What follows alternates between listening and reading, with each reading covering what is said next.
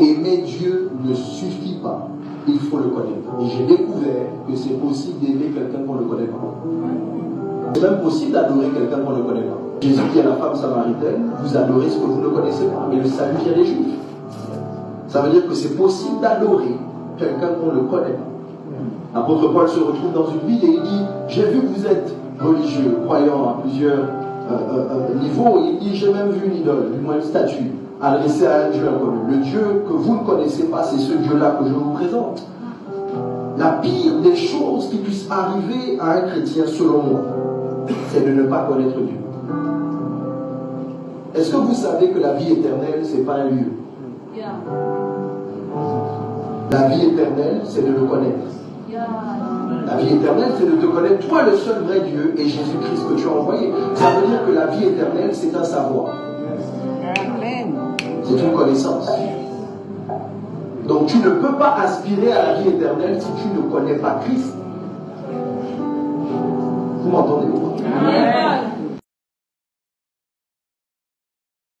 L'auteur, à la cause de, c'est produire comme un fruit. On dit d'Apocalypse, cet arbre-là va produire des fruits qui vont servir à la guérison des nations. Il va poieo.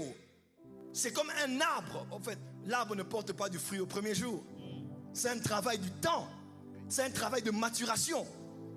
C'est avec le temps qu'il poieo, qu'il produit. Quand on parle de pratiquer, c'est que c'est quelque chose que tu as commencé à faire, ça fait 15 ans. Ça fait 20 ans que tu te masturbes. Ça fait 30 ans que tu bats ta femme. Ces choses-là qui se sont cristallisées en toi sont les choses dont Dieu a horreur. Dieu a compassion quand nous péchons. Mais Dieu a horreur quand il voit l'iniquité.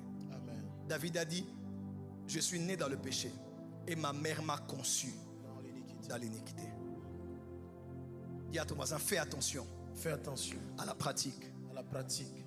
Voilà pourquoi quand on dit obéir à Dieu, Dieu sait pourquoi. Obéir ne veut pas seulement dire plaire à Dieu parce que tu respectes sa loi.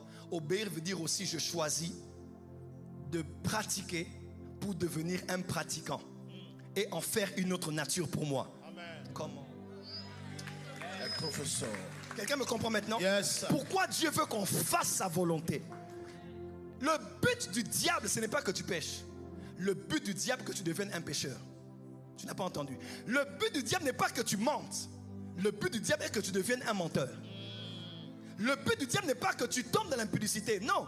Mais son but à lui, c'est peut-être pas que tu tombes. Tu vas même pleurer, Seigneur, j'aurais pas dû le faire. Satan t'attend. Il dit, ah, là, oublie d'abord la souffrance petit. C'était bon, hein. Arrête que le... Et tu pratiques une fois, 2 fois, 3 fois, 4 fois. Son but, ce n'est pas que tu tombes, mais que tu deviennes un tombeur.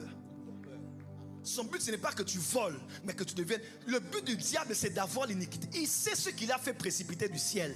Et c'est la même chose qu'il veut voir en toi. Parce que si tu as l'iniquité en toi, il